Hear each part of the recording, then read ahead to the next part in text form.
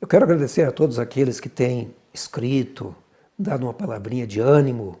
E alguns escrevem dizendo assim: olha, estou gostando muito das mensagens, quando é que vai postar a próxima? E a gente vai, na medida do possível, preparando esses vídeos. Dá um certo trabalho gravar e depois editá-los e prepará-los para colocar aqui no YouTube. Mas fico feliz que tem tocado o coração de muitas pessoas e tocado o seu coração também. Sei que algumas pessoas não conhecem completamente a história de Ellen White e por isso eu postei aqui alguns trechinhos de vídeos que foram feitos. Quero colocar hoje um vídeo que mostra o início da vida de Ellen White. Na verdade, esse vídeo foi preparado pelo Centro de Mídia Adventista da Austrália. Há muito tempo atrás, é um vídeo antigo. Foi lá no final dos anos 80, uma série chamada Heróis da Fé. Vou postar aqui o primeiro desses vídeos que fala sobre Ellen White. Eu espero que você conheça um pouco mais da sua vida. Eu coloquei um pedacinho em um dos vídeos, mas agora eu vou colocá-lo aqui de forma completa, meia hora de vídeo, que conta um pouco da história de Ellen White. Espero que você goste e que possa ser inspirado pela vida dessa mulher, que realmente foi uma inspiração. Os seus livros têm levado esperança a tanta gente. E se você não leu ainda alguns dos livros de Ellen White, eu aconselho você a ler. Assista o vídeo.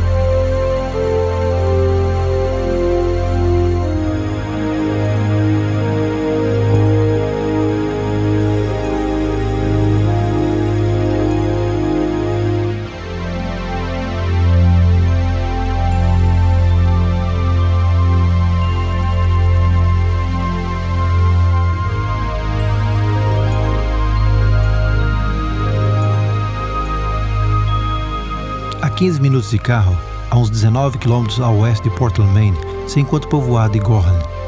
Ao norte desse povoado está o Fort Hill. Foi aqui, no dia 26 de novembro de 1827, que as gêmeas Helena e Isabel nasceram. Seus pais, Roberto e Eunice Harmon. Os Harmons eram metodistas devotos, com 8 filhos para cuidar.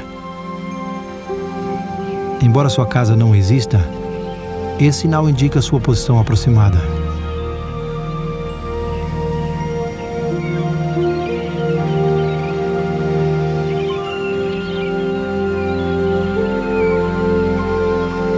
Mais tarde, a família mudou-se à cidade litoral de Portland, onde Roberto Harmon continuou o seu ofício de fazer chapéus, e a pequena Helena assistia à escola da rua Brackett.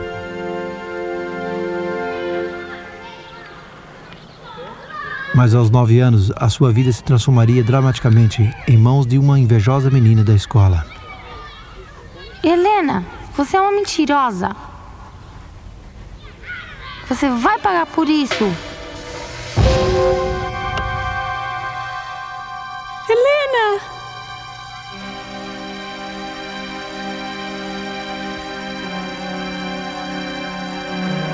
Helena foi levada à sua casa na rua Clark, onde logo descobriram que o seu nariz estava fraturado e que todas as feições do seu rosto haviam mudado. Ela permaneceu em coma 3 semanas. Ao recuperar-se um pouco, logo percebeu a diferença que a sua aparência causara, no jeito que todos a tratavam.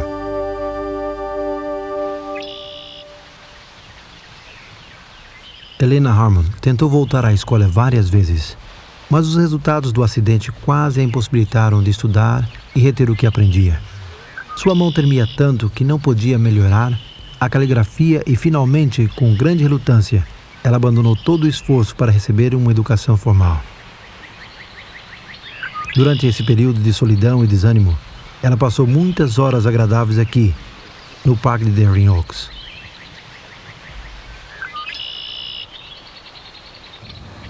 Em março de 1840, Guilherme Miller veio para Portland e apresentou uma série de conferências sobre a segunda vinda de Cristo, na igreja que uma vez esteve nesse lugar, na rua Casco. A família Harmon assistiu às reuniões e Helena mais tarde escreveu sobre Miller. Ele explicava as profecias com uma precisão convincente e mantinha o público como que encantado.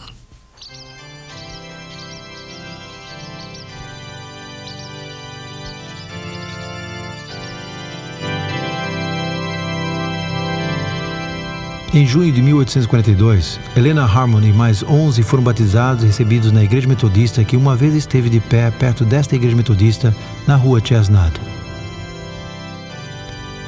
Mas a sua alegre experiência cristã se entremeou com momentos de desalento. No entanto, a segunda visita de Miller a Portland confirmou a sua confiança na segunda vinda de Cristo, uma confiança que ela partilhou fervorosamente.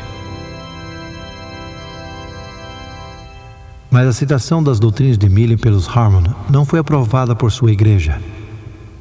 Aqui está o registro da junta administrativa trimestral, que se conduziu em setembro de 1843. O pastor ergueu-se e declarou que Roberto Harmon e sua família, incluindo Helena Harmon, haviam apelado à decisão de um comitê pelo qual eles haviam sido expulsados da igreja.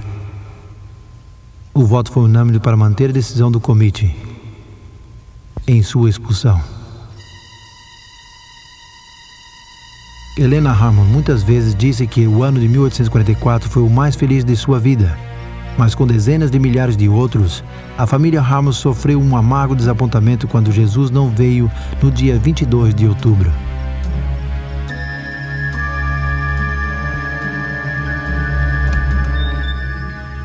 Já para dezembro de 1844, a maioria dos que criam no advento haviam abandonado a confiança na validez do dia 22 de outubro. Helena Harmon e suas amigas aceitavam que o cumprimento das profecias dos 2.300 anos ainda ocorreria no futuro.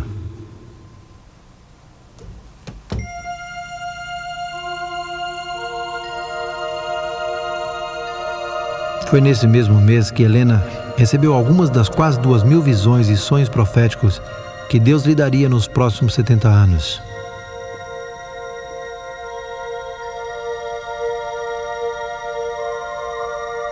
Durante essas visões, ela era completamente inconsciente dos seus arredores e, como Daniel, ao receber uma visão, não respirava durante quase toda a revelação. As visões variavam. Algumas duravam pouco tempo e outras quase 4 horas. Algumas eram dadas em público diante de poucos e até centos de testemunhas. Nos primeiros 30 anos do seu ministério, eram geralmente acompanhadas por um fenômeno físico marcado que mostravam com forte evidência àqueles que observavam que a obra provinha de Deus. Outras lhe eram dadas enquanto orava, escrevia ou falava, e não eram acompanhados por fenômenos físicos. No entanto, nos últimos 40 anos do seu ministério, as visões eram geralmente sonhos proféticos, dados à noite.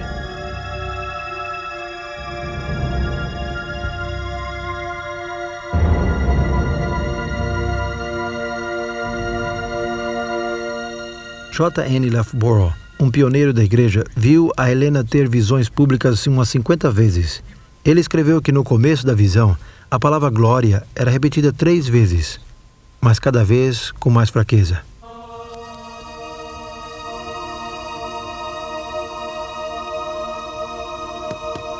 Primeiro ela perdia as forças e a consciência, mas logo podia caminhar pelo quarto.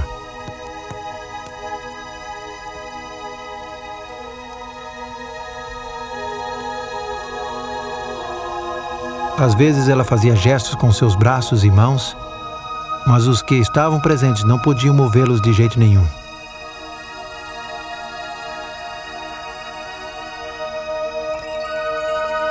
Seus olhos permaneciam abertos enquanto olhava para cima, como se estivesse contemplando um objeto à distância. Apesar de não respirar, seu pulso era regular e a cor do seu rosto permanecia normal. Quando a visão terminava, seus arredores pareciam estar completamente escuros. A sua capacidade de ver até os objetos mais brilhantes voltava gradualmente.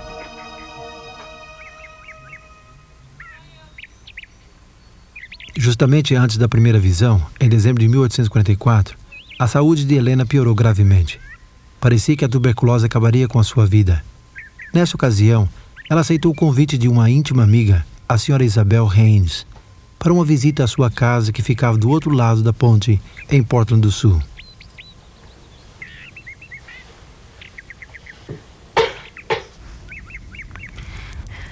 Rendei graças ao Senhor. Invocai o seu nome, fazer conhecidos entre os povos os seus feitos. Cantai-lhe salmos, narrai todas as suas maravilhas. Gloriai-vos no seu santo nome, alegre-se o coração dos que buscam ao Senhor. Ajoelhemo-nos para orar.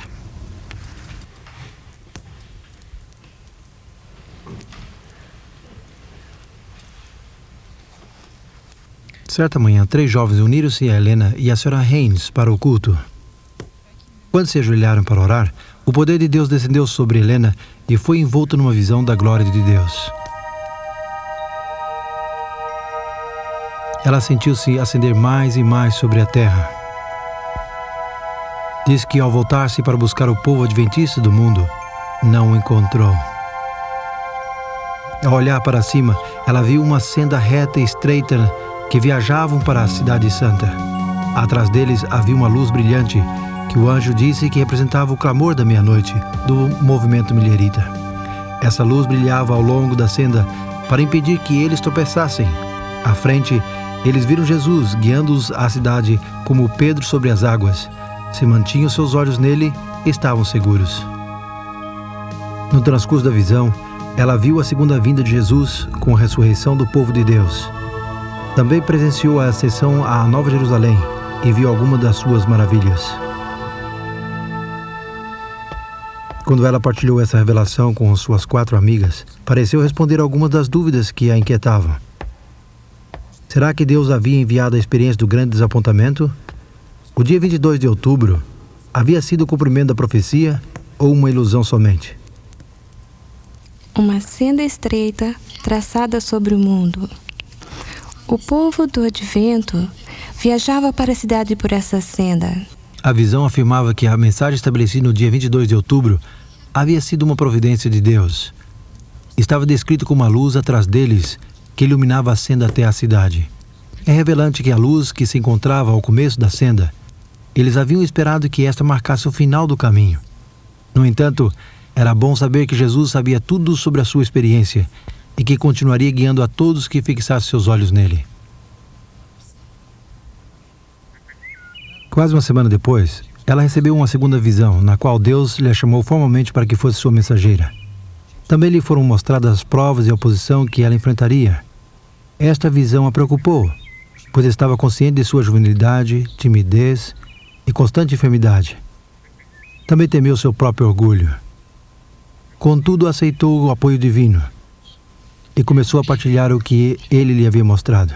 Nisso, abri meus olhos e vi uma senda reta e estreita, traçada sobre o mundo.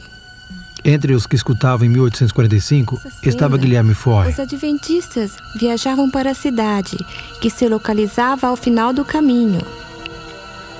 O Senhor mostrou-me a mesma visão. Isso foi o que eu vi.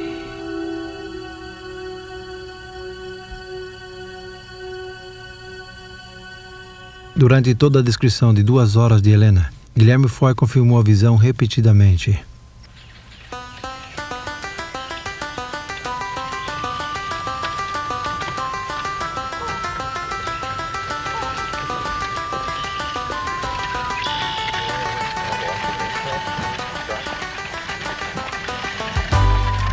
No início de 1845, Helena Harmon viajou pelo oeste de Maine para encontrar-se com os crentes do advento dali. Em fevereiro, enquanto visitava Exeter, ela recebeu uma visão importante. Foi uma vista do Santuário Celestial, onde ela viu o Pai levantar-se do trono e entrar no lugar santíssimo. Jesus o seguiu e apresentou-se diante dele como um supremo sacerdote para receber o seu reino.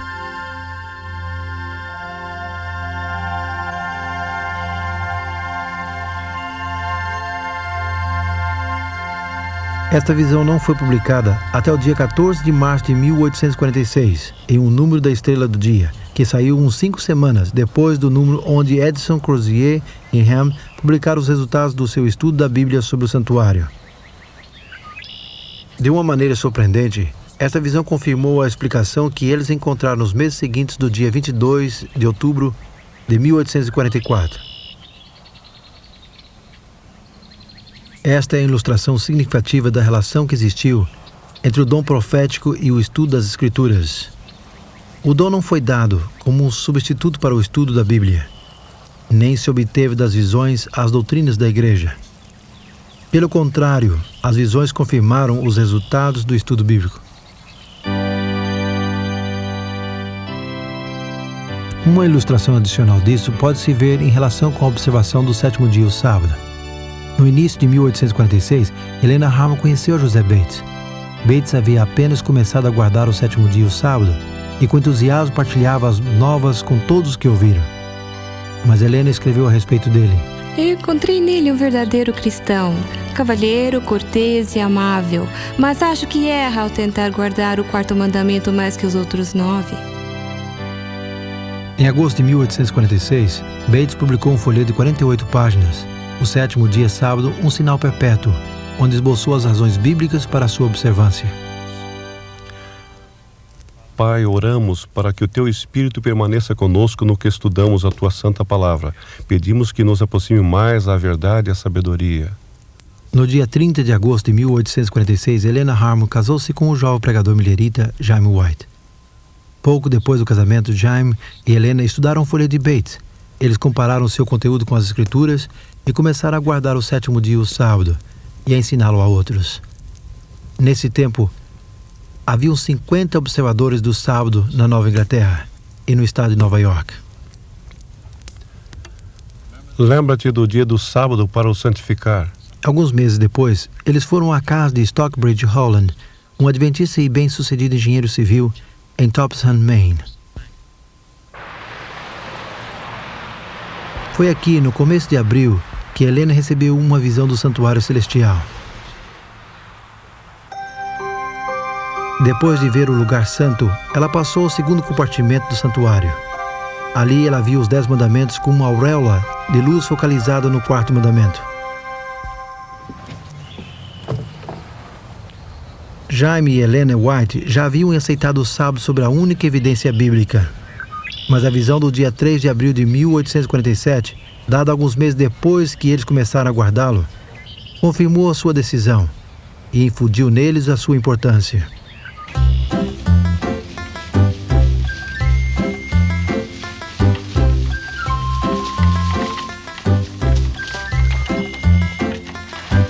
Enquanto viviam em Topsham, os Whites aceitaram o convite para assistir a uma conferência em Rocky Hill, Connecticut, na casa de Alberto Belden. Essa conferência foi mais tarde identificada por Jaime White como a primeira reunião do geral dos Adventistas do Sétimo Dia, apesar de ainda não levar esse nome. Também foi uma das primeiras 20 conferências bíblicas de fim de semana, conduzidas entre abril de 1848 e dezembro de 1850.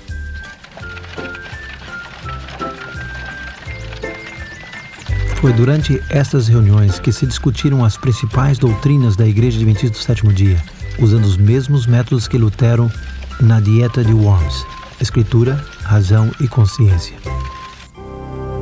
Jaime e Helena White, José Bates, Irã Edson e outros dirigiram os estudos bíblicos e as sessões de oração que muitas vezes tomaram noites inteiras. É importante considerar o papel de Helena nessas conferências. Quando o estudo do grupo chegava ao ponto de não conseguir um avanço maior, ela recebia uma visão que apresentava uma clara explicação dos versos sendo estudados. Suas contribuições eram particularmente impressionantes, porque todos sabiam que, não fosse pelas visões, ela não entenderia o significado. Durante toda a vida de Ellen White, é evidente que as visões não lhe foram dadas para substituir o estudo da Bíblia. No fim de 1888, ela escreveu: Deus quer que leiamos a Bíblia para encontrar a evidência das Escrituras.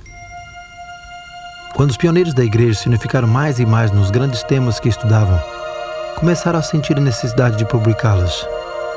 Em novembro de 1848, durante uma conferência em Dorchester, no sul de Boston, Massachusetts, Helena recebeu uma visão que lançaria a igreja num projeto ambicioso.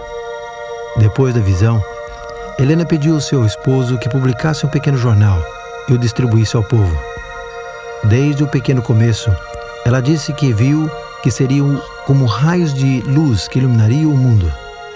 Era um medonho desafio sendo apresentado a um grupo de novos crentes acometidos pela pobreza.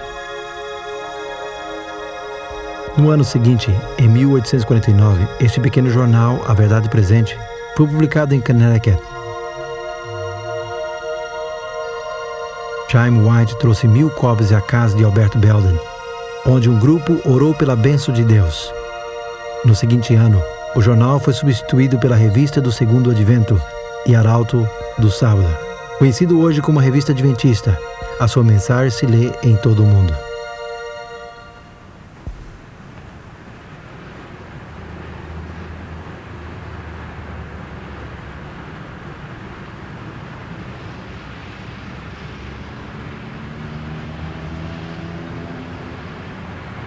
Em 1875, os Whites se encontraram aqui em Battle Creek, Michigan, para assistir a um instituto bíblico e a dedicação do primeiro colégio da igreja.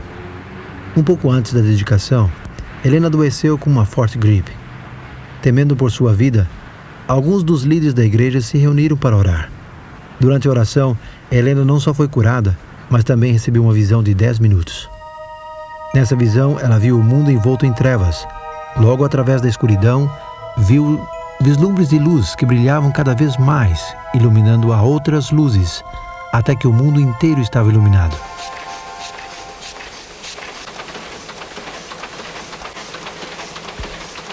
Mais tarde, ao descrever esta visão, ela disse ter visto prélos operando em todo o mundo. Nesse tempo, a igreja operava uma só casa editora, em Battle Creek. Intrigado, Chaim White a interrompeu e perguntou-lhe se ela lembrava dos nomes dos países onde havia visto estas prensas operando. Não, eu não sei os nomes, mas se alguma vez vejo os lugares, os reconheceria. Oh, eu lembro de um. O anjo disse Austrália.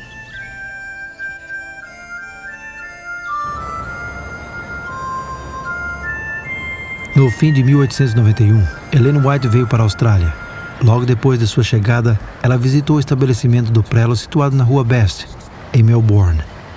Ela reconheceu as pessoas que operavam as prensas e falou das relações entre elas, baseando-se na revelação recebida 17 anos antes.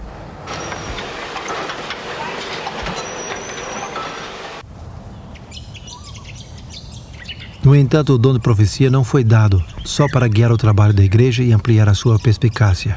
Em Efésios capítulo 6, o apóstolo Paulo advertiu a igreja que se ocupava em lutar contra as ciladas do diabo e contra as forças espirituais do mal nas regiões celestiais. Portanto, a outra função importante do dom profético é proteger a igreja dos enganos e dos ataques do inimigo.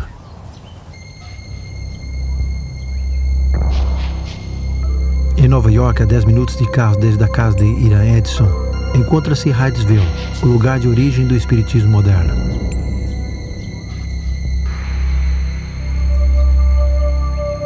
Foi aqui no dia 31 de março de 1848 que a família Fox ouviu pela primeira vez umas pancadas misteriosas. Logo se estabeleceu uma comunicação com a inteligência que causava as pancadas. Supostamente era o espírito de um vendedor ambulante assassinado aqui anos antes. Mais tarde, em 1848, as primeiras manifestações públicas das pancadas foram dadas em Rochester, Nova York. Depois de uma década, os jornais estimaram que havia mais de 1 milhão de crentes das manifestações espirituais, com 40 mil mediums somente nos Estados Unidos. Ellen White foi advertida contra essas pancadas numa visão recebida em 1849. Vi que essas pancadas misteriosas em Nova York e outros lugares são o poder de Satanás, e que essas coisas chegarão a ser mais usuais, disfarçando-se com aspecto religioso. Uns 18 meses mais tarde, ela recebeu outra visão concernente ao mesmo fenômeno.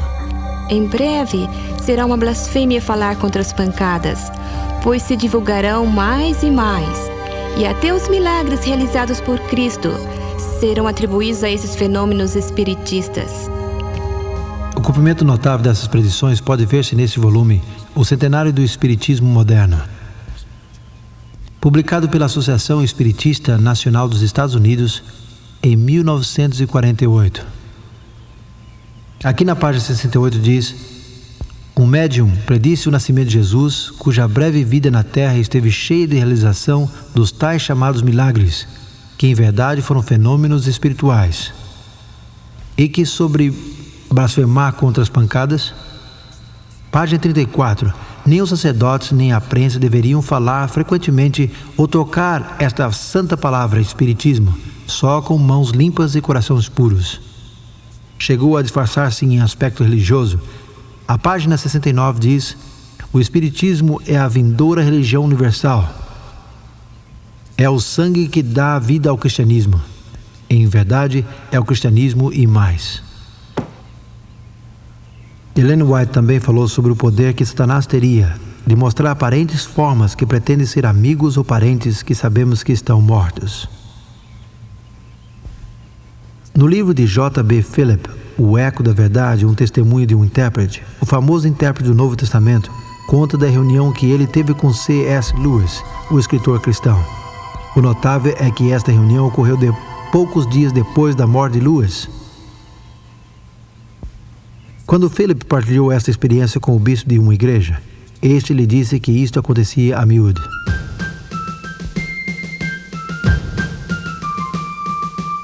Em 1861, os Estados Unidos estavam à beira de uma crise. Antes do sábado 12 de janeiro, 4 estados do sul haviam se separado da União, mas ninguém esperava a guerra. Não foi até 3 meses depois que o presidente Lincoln convocou um exército.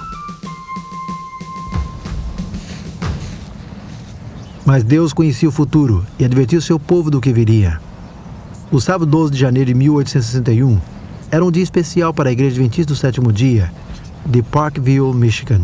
Se dedicaria o novo edifício da igreja, e vários líderes da denominação estavam presentes, incluindo Jaime e Ellen White. Pela tarde, enquanto ele terminava o seu discurso, Ellen White recebeu uma visão que durou uns 20 minutos. Quando lhe pediram que contasse o que tinha visto, com solenidade ela anunciou que os outros estados se uniriam à separação, que haveria uma guerra terrível. Ela descreveu o tumulto e a cena da batalha e o sofrimento dos prisioneiros doentes e feridos nos hospitais. Ela viu lares afligidos pela perda dos esposos, filhos e irmãos.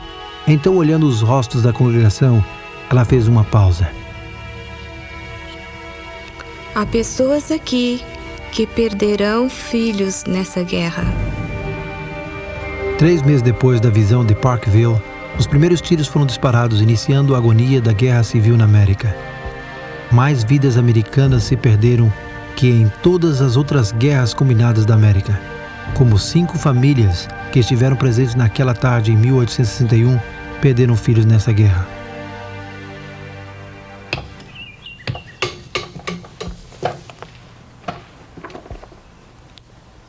Apocalipse 12:17 identifica o testemunho de Jesus como uma das 2 características notáveis que o povo de Deus possui antes da segunda vinda de Cristo. Que é o testemunho de Jesus? Em Apocalipse 19, João cita do anjo dizendo que o testemunho de Jesus é o Espírito de profecia.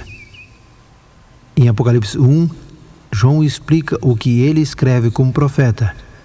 É uma mensagem proveniente de Deus através do anjo de Jesus Cristo. Por isso, as palavras de um profeta são chamadas o testemunho de Jesus, porque elas provêm de Jesus e não do profeta. Um exemplo extraordinário desse processo através de Ellen White pode ser visto na precoce experiência da igreja de Washington, Nova Hampshire. Foi aqui em 1844 que Guilherme Farnsworth declarou a sua intenção de guardar o 7º dia, o sábado, e uma congregação que guardava o sábado foi estabelecida na comunidade. Mas durante os seguintes anos, alguns do grupo começaram a perder sua fé. O mesmo Guilherme Farnsworth voltou a usar tabaco, e outros membros de maior idade tornaram-se céticos e críticos. Isso estava desanimando muitos jovens da igreja. Algo urgente era necessário para restaurar a unidade e a fé da igreja.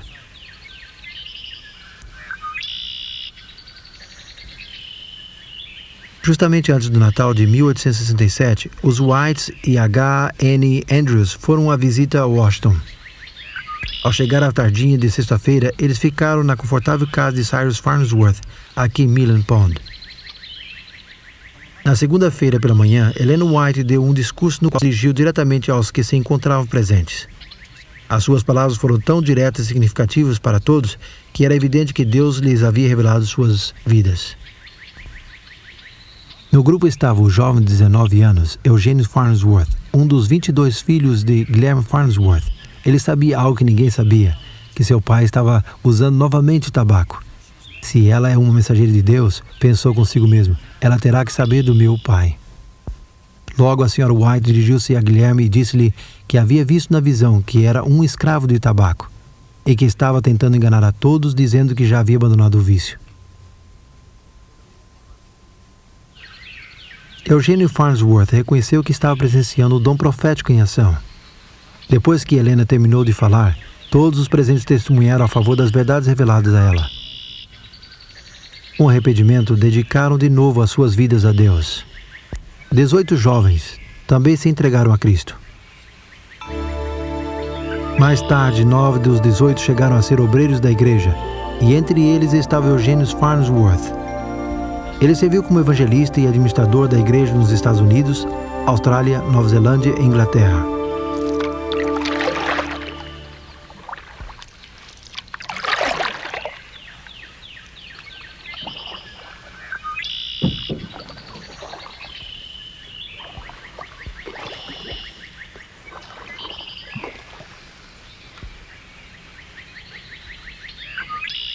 Por que Deus enviou sua mensageira a essa igreja? Por que Deus outorgou o testemunho de Jesus e o Espírito de profecia a seu povo remanescente? A resposta às duas perguntas é a mesma. A explicação do Velho Testamento se encontra em 2 Crônicas 36:15. Porque Deus se compadece do seu povo. O Novo Testamento se o explica ainda mais claro em Efésios 4:12 e 13. Deus chama alguns a ser profetas para o aperfeiçoamento do povo de Deus, para o desempenho do seu serviço, para a edificação do corpo de Cristo até que todos cheguemos à unidade da fé.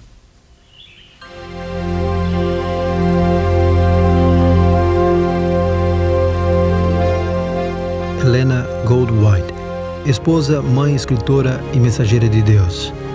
Escolhida apesar de ser a mais fraca entre os fracos, chegou a ser uma forte torre para um povo chamado por Deus nos últimos dias da história deste mundo, a Igreja Adventista do Sétimo Dia.